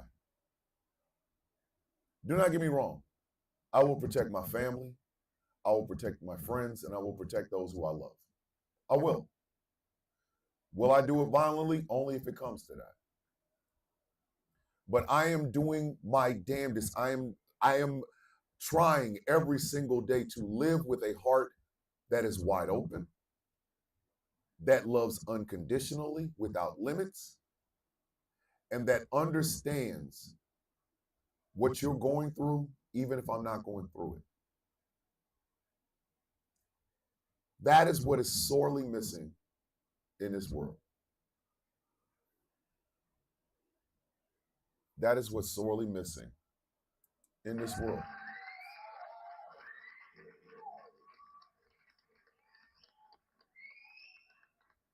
Yesterday, I celebrated the 21st birthday of my daughter. This show today was inspired by her because she, and I mean this without any question whatsoever, is the purest soul I have ever known. Ever. My daughter does not carry a grudge from yesterday. My daughter will not carry a grudge from today and tomorrow. She has no enemies list. She has no ops list. She has no group of people that she needs to get at. My daughter lives in the now. She loves Usher on her iPad now. She loves Fortunate, or that damn group, I can't, Fortune, I gotta remember what the hell their name is, on her iPad now. She loves Trey Songz on her iPad now. She likes chicken nuggets now. She likes breakfast food now. Right now. She drinks Sprite now. She drinks that splash water right now. This is the time that she lives in. What time was she living tomorrow? That time. It is the fact that with my incredibly cynical nature towards life, with all of the heinous shit that I've seen in human beings, with all of the backstabbing, the lies, the double crossing, the I'm your friend, no I'm not, the creepiness, the underhanded bullshit that I have seen in my life in 53 years of life, that I get to go into my house and hear I love you 100 times a day from the purest human being I have ever had the pleasure of knowing.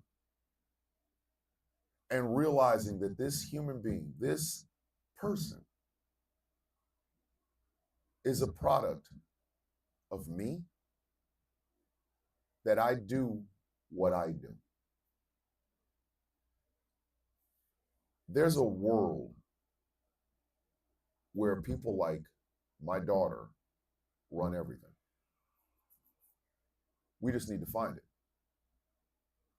There is a world where my daughter's mentality, even though she's autistic, even though she has difficulties, there's a world where her mindset is the norm. It's not an exception to the rule. It is the rule. Could you possibly imagine if we lived like that? I want y'all to think about that for just a second. Please think about that for just a second. What would it be like if I simply said I love you with no strings attached? What would it be like if every live that a MAGA person comes up, the first thing they say is, I'm saying everything that I say, I believe in everything I say, with love in my heart for every one of you. I do not hate any of you. And the people on the panel said, okay, we do not hate you. And they debate and argue their political points, but at the end of it, they still say, okay, I'm gonna leave this live, but I want you to know I come in love. I love every one of y'all. Please have the best life possible, even if we disagree politically. There's a world like that. There is a world where our elected leaders think of human people, human beings first, profit last. There is a world where the idea of disliking somebody because of the amount of melanin in their skin or the language that they speak is ridiculous. You go, who would do that? They speak in Spanish. Maybe we should learn. There is a world where the idea of personal responsibility also includes women controlling what they do with their bodies, and everybody celebrates it. What do you mean control a woman? That's not letting her do what she wants to do. What are you talking about?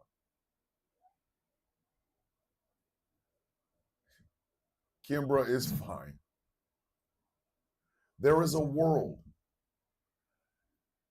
where you don't have to say love, protect, honor, and defend Black women, because it's already happening, and they know it. There's a place where love simply is love, and it is celebrated, because a life alone is a life truly not lived. It doesn't matter if it's interracial. It doesn't matter if it's gay. It doesn't matter if it's trans. It is a love, because love matters. There is a world where we don't shame those in need. We give them more. I saw a woman, she had a basket full of food, and she was using the EBT card. And the only thing I can think is, how much more can I get in another basket to give her? There is a world where truth rings out. Defense of the least of us stands above everything else. Our military might is also gauged on whether or not children go to bed hungry. There's a world like that. There is a world with the mentality and heart of my daughter. That world is this one. Nothing I said cannot be done. Not one single thing I said cannot be done. It can be done.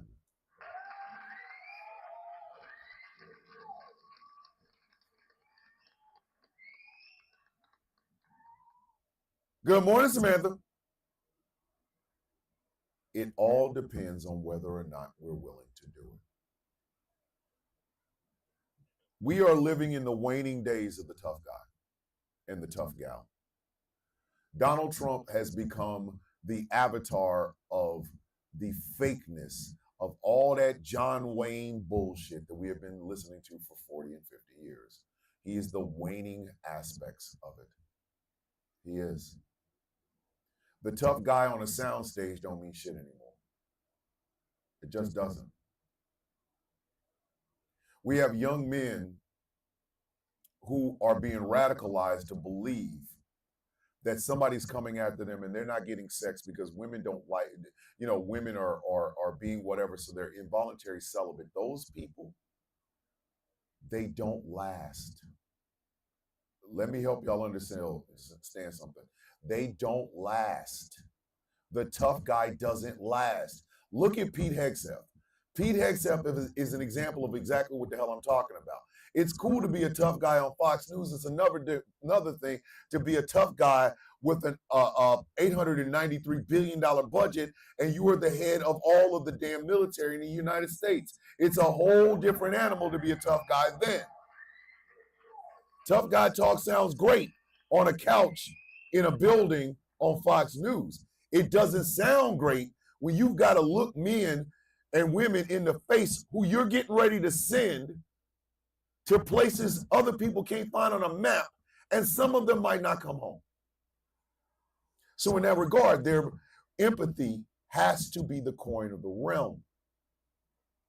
There isn't a company commander worth of shit that doesn't give a damn about their soldiers. If they're out there just looking for good bullet points on their evaluation, they're not a good commander. They're a piece of shit, and the military will get rid of them inevitably. But empathy, that love of self, that love of others, that love of the place that you are at because you know if you want to get better, you can. That belief in yourself. It's always there, kids. It's been there. You think my daughter's an anomaly? No, she's not. She's the norm. She's the norm. We have been conditioned to believe that being empathetic is to be weak. I'm sorry, kids. It will happen. The day will come where somebody is caring for your body. The day will come where somebody will have to force you to eat. The day will come where you will see your very last sunrise. And in those times, you better hope like hell somebody cares enough to come and comfort you.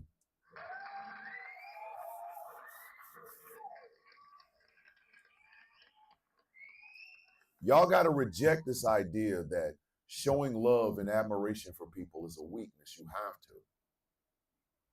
You have to go to those churches that are teaching that empathy is a sin and tell them that isn't what Jesus said and start kicking over shit. Jesus did it. Jesus did it. You hear somebody try to tell you that loving your fellow man, even if they're a Democrat, even if they're gay, even if they're trans, even if they're Antifa or whatever, you better kick some shit over. You better kick some shit over because that's not what Jesus taught you. Jesus didn't say that. Jesus was the Prince of Peace. Jesus was the Prince of Peace. And I'm an atheist. And yet I know this.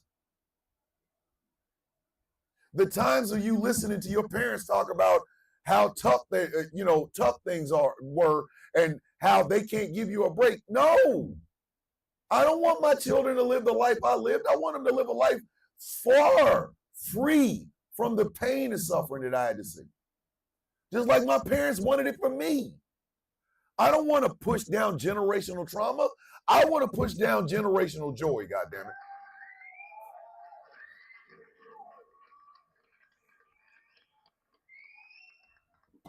I want you to get in the best loving relationship with yourself before you get into any loving relationship with anybody else. I want you to get those full-length mirrors and stand in front of them and see who you truly are and love what you see. To love on that, to be one with that, to understand that, not the camera mirror, not the TikTok camera, a mirror. And to love every inch of that. To love the love handles, the stretch marks. To love the scars. To love how your body is shaped. To know that everything that you see in that mirror, if you choose to change any of it, it should be a change for the betterment of you. It should not be for societal standards. It should not be because, oh my God, Sydney Sweeney weighs $106, and top of the morning, Jesse. Sydney Sweeney weighs $106, and she's got good genes. I got to get good genes. No, bitch, you just have to have the best love for the genes that you have.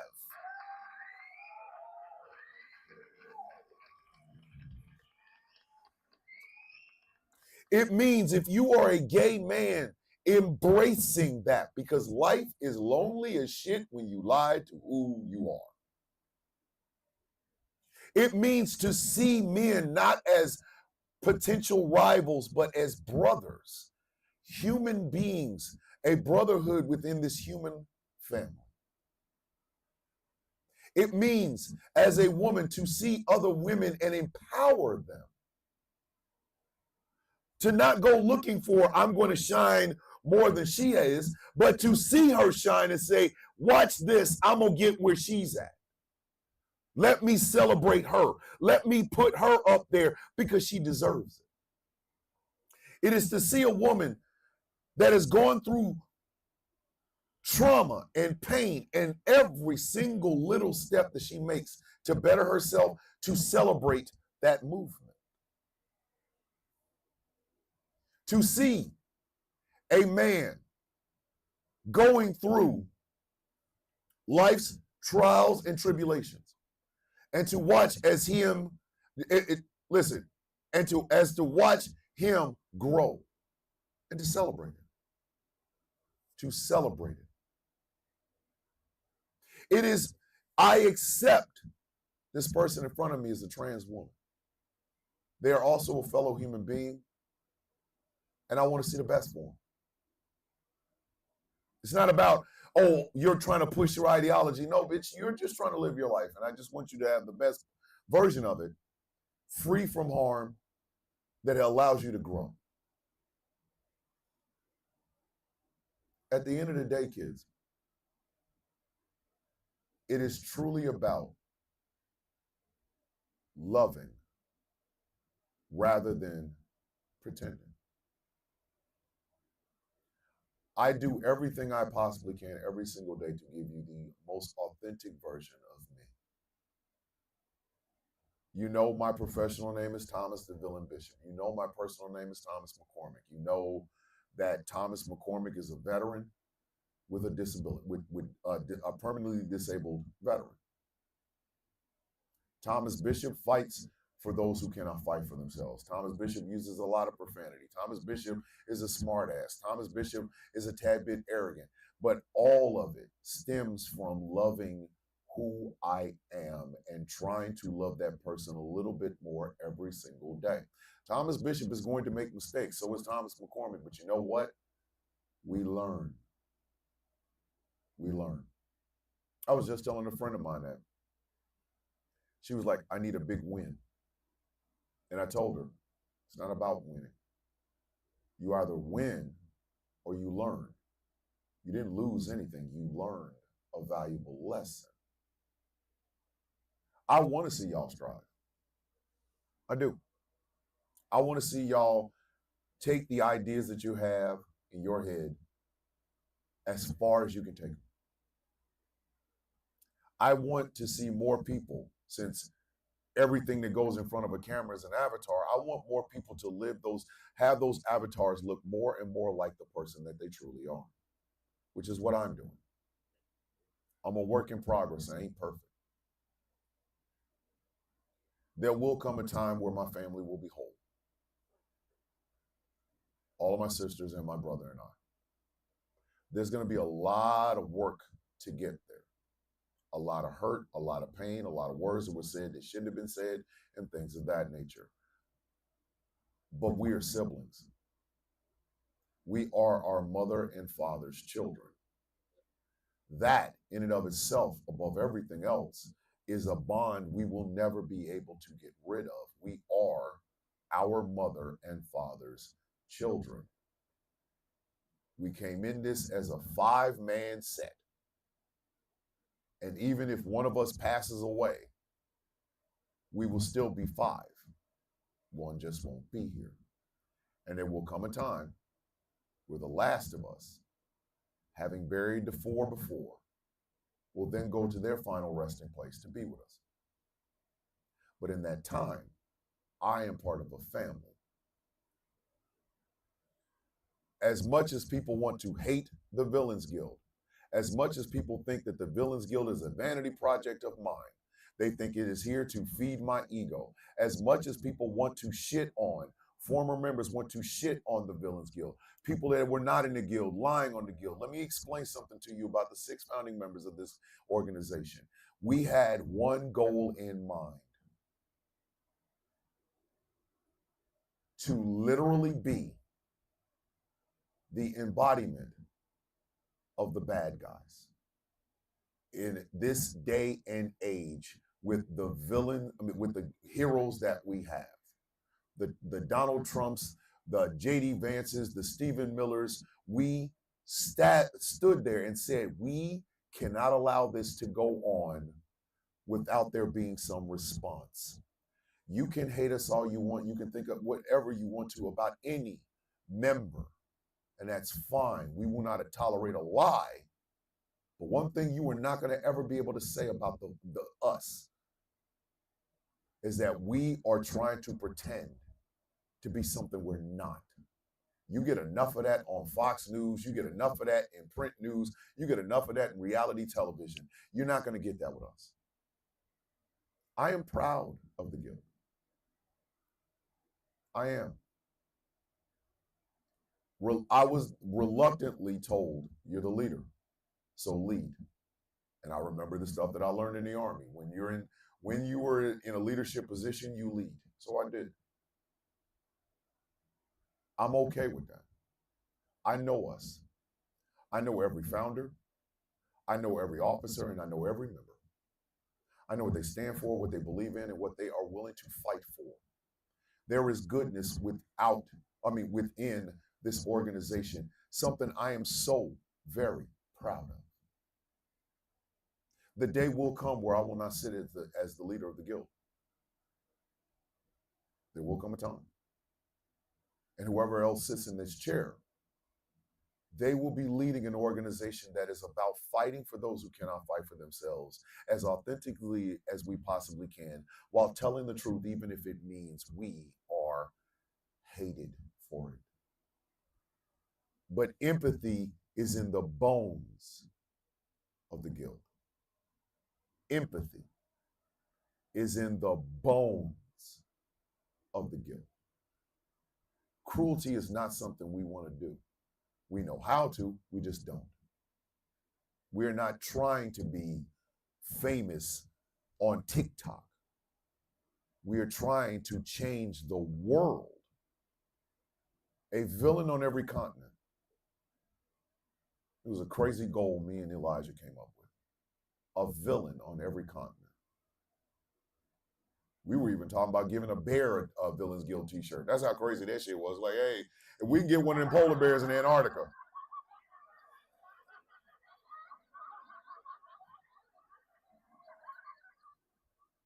Empathy.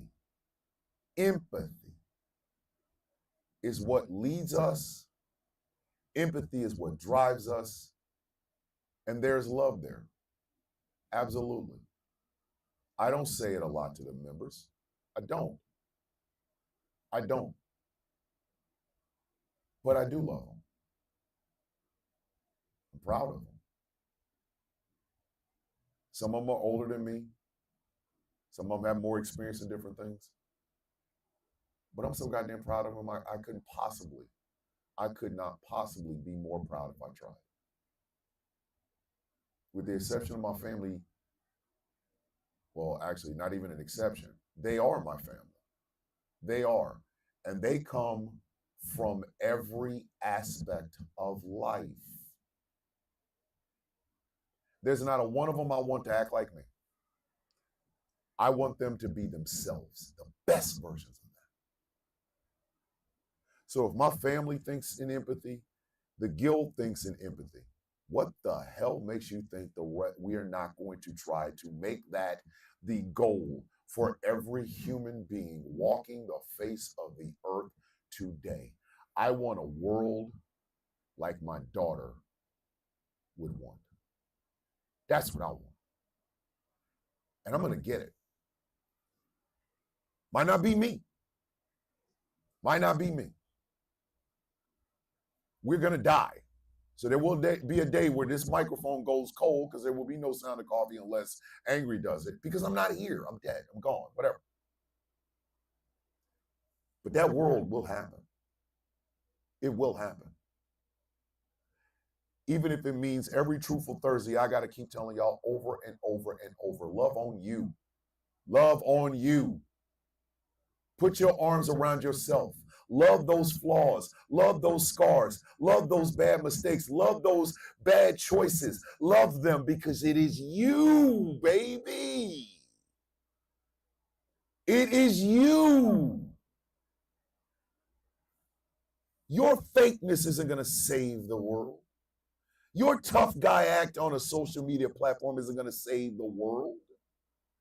Glitz and glamour ain't going to save the world. Wanting mountains of money ain't going to save the world. The world will be saved by you being you and being the best version of it. That version that makes it perfectly known that empathy is what leads you. Love is what guides you. And wanting better for everybody. I'm not going after Terrence K. Williams. It's low-hanging fruit. It's like kicking a fish. I mean, at this point, like, come on, man. Like, I made a whole ass t-shirt for him. I made a whole ass Death by Dry Biscuit t-shirt for that son of a bitch. Like, I want him to taste the biscuit and then just like have no water around him. Fighting with Terrence K. Williams right now is like a goldfish out of the water and my ass in boots. Like, come on, man, that ain't even fair no more. So I will end this show with this. You are love personified. You are heart manifested. You are living, breathing empathy. Do I need to say that again? Do I need to say that again? Love personified. Heart manifested. Living, breathing empathy. there will be days, and hold on, Wayne, because I was just getting ready to get to you. There will be days where that all feels low because things ebb and they flow, and I get that. But the ebb and the flow is the water. The bed is the foundation. The foundation should still be always the same. Love personified, heart manifested, living, breathing empathy for yourself, for the people around you, the organizations you are joined with, the companies that you frequent. You cannot let a world that will tell you in front of the camera that you can be anything else you want to be, but when that camera goes off, you stand in front of a mirror and you see the truth. That mirrored truth should be what is in front of that camera.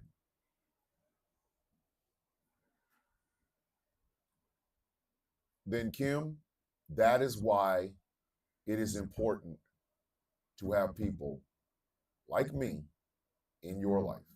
I'm not saying me in particular, I'm saying people like me. That means when Kim is feeling low on loving herself, we love on Kim until Kim loves on Kim.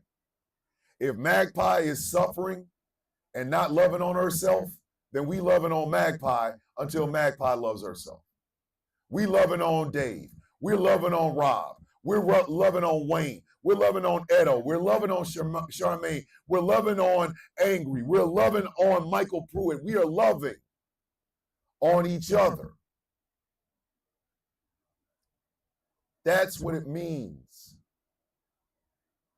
Being a coffee bean ain't just some cool shit. Oh, wow, I watched the show. I'm a coffee bean. No.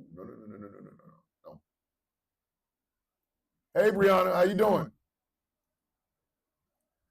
It means there's a hand in that darkness. I was just talking to a friend of mine about that the other day. She was in a situation where she was triggered and traumatized by something, actions of a guy. And she took a couple of days to just relax and not think about it. And then I went to see her and I talked to her about this. Being in that darkness, we're going to all get there. But the best thing about loving on you and loving on others is that there's that hand in the dark. Maybe the hand just holds your hand, squeezes it a little bit more, saying, hey, we're here. We're right here. And sometimes you pull that person out of that darkness. You guys have pulled me out. You did. Y'all pulled me out. That first year when I realized people were actually listening, paying attention, and noticing, I said, I'm not in this bitch by myself. My wife, loving on me, pulled me out. I don't know sometimes what I did to deserve such a woman in my life. The founding members of the Villains Guild, more whether you guys know it or not, you guys pulled me out. Y'all pulled me out. That's why your names will always ring out in my heart and in my mind. Your government names and the names you have given yourself on TikTok will always ring out to me. Professor Moriarty, What Jay Said, Sour Latte, General Gambit, Angry IT Nerd. I will never forget y'all. And I would walk through hell for you. You stand under the VG banner. You pulled me out. And I will go fight the devil in Tartarus for you. You coffee beans, every one of y'all, pulled me out. Didn't let that darkness get a hold of me. And some of y'all, actually, all of y'all didn't even know you did it. That's the beauty of it. You didn't know, but you did it anyway. And I try to come in here every single day and make you laugh, make you cry, make you angry. As a appreciation of thank you for what you guys have done for me. So I will end with this. Loving on yourself can change the world. Loving on yourself and those around you who truly see you, not the avatar you put out, but the person you truly are, can change the world. You just got to look that person in the mirror. Look at that person in the mirror and say, I'm going to be more like them. I have a reminder of being the best version of myself. She's 5'9", about 195 pounds. She's chocolate brown, big smile. She loves her platform Converses. She is 21 years old. She is my daughter, and she literally is the purest human being that I have ever known. And for that beautiful woman, I have to call her a woman, she's 21 now. For that beautiful woman, I am going to change the world. And so are you.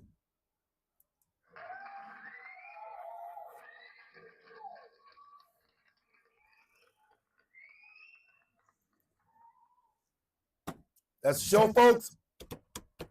As always, if you'd like to support, think about becoming a Patreon at patreon.com/ThomasDillonBishop. For as little as $3 a month, you can help me keep all of this running. This is where I got right here is exactly where I got the TikTok saying you're promoting products that ain't on TikTok shit. So if I flip out, y'all know why. Patreon.com/ThomasDillonBishop. The show is brought to you in part by Smooth California skincare products that will make you look and feel your absolute best. And remember, they are all natural. Go to smoothca.online, type in the villain 25 for 25% off of your purchase. Smoothca.online. This show is brought to you in part by Melanated Excellence, a celebration of the melanation. But remember, you don't have to be melanated to be a part of the celebration. It is clothing that inspires you with the greatness of that melanated people. I am still going to get that Muhammad Ali t-shirt. I promise you this. MelExcellence.com. This show is brought to you in part by Something Black Made. Go to somethingBlackMade.com and check out some of the incredible clothing that they have on their website. Rep your set, rep your set, rep your set. Letterman's jackets for all you high school dropouts. Don't act like you can't get one. And remember, Leather Jacket 2025. SomethingBlackMade.com. And finally, this show is brought to you in part by W Energy. Go to WGG. Pick up some incredible energy boosting products that they have on their website. I don't know what soul leveling is, but I hear it's hot in these kids' streets. I don't know. I'm not drinking it. They do have s'mores flavor, and you can get Grandpa's denture water, which is what I drink every day to wake myself up and get myself moving. Go to w.gg. Remember, type in Thomas Bishop for 10% off of your purchase. The Sound of Coffee Shop is up, is running, and it's piping hot. The Death by Dry Biscuit Sleeveless is there, as well as two of the parts of the Villains Guild collection. We have the tank top that says Excellence in Villainism on the back, and we have the sleeveless tee also with Excellence in Villainism on the back. The Sound of Coffee, all one word, shop.fourthwall.com. What is it, ladies and gentlemen, that we say every single day? Remember, you can catch this show on gcpr.live. If you're on the go, but you want to watch the show, you want to listen to the show, but you don't have time to watch it, gcpr.live. Type that little plus button and listen to the Sound of Coffee. Listen from the Sound of Coffee all the way down to Conversations with T. Nathan tonight at 11 Eastern Standard Time, gcpr.live. Now, what is it that we say every day, kids? When you say this, I want you to say it like this. I want you to think that you are worth it. I want you to think that you are the best, but you can get better. For no other reason other than the fact that you deserve it. You deserve it. Don't think in terms of what you have as far as materialistic shit, because that shit can go away with a house fire. No, think about the love that you have in your life. The people that you can depend on. The friends that you have made along the way. Think about all the people who you can depend on and they can depend on you. Think about your brothers and sisters, if you have them. Think about your mom and grandma and great-grandma. Think about that coworker that you love so much. Think about the friends you play video game with. Think about that. Think about those people. And remember, you ain't alone. You're not alone in this. Human beings were not built to take this journey alone. You have a tapestry, a kaleidoscope of human beings around you that love you more than you will ever understand. Tap into that. Tap in to that. Let your voice be heard. And just know that the best of you is yet to come. But you love on the person that you are today. So what is it that we say every single day, kids? May your day be as sweet as the coffee in your cup. Tonight, Superplex Party, 9 p.m. Eastern Standard Time, followed by Conversations with T. Nathan. Ladies and gentlemen, my name is Thomas, the Villain Bishop. I am the villain, leader of the Villains Guild, the Brutalist, and I have the best job around, with the best people around. I get a chance to be a coffee bean with you guys. The honor will always belong to me. Thank you for sharing your mornings and your journeys with me. My name is Thomas Bishop. I'm known as the Villain. And ladies and gentlemen, this has been another Truthful Thursday of